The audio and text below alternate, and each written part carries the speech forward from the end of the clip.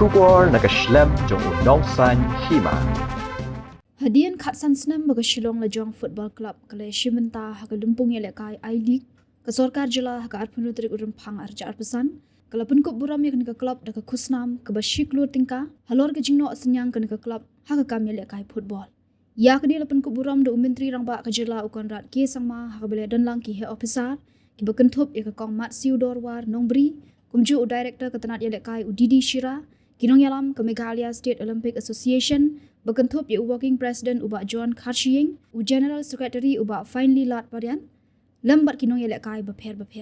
laban kedau ke Shillong Lajong kalau ya rung syakadan yelekai jong ke I League nadu usnam arja khandai badha usnam arja khatway kala hiarno syaka second division hendrei ha usnam arja khat ar kala kiobiang syaka I League hadu usnam arja khat khandai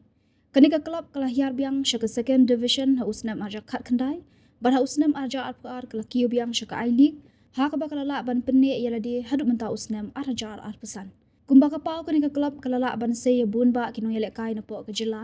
bar kumju ki bana kathan shade lamingi ki balalong ki ba pau ha kanika kam yele kai wat hadu bakila yoru bane shimenta ha ke Indian Super League. Mr. Lajong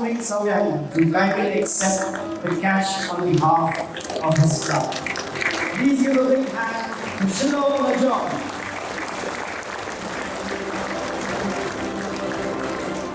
Lajong and other teams to maintain is not a simple thing, but it's the passion that people like Ming and others have that drives them to keep moving forward, and we can only support a bit to be able to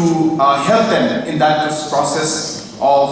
supporting and moving forward in their vision that they have. And I really congratulate Ming for all the hard work that he's put in for many years. The support should have been given a long time back, but never late.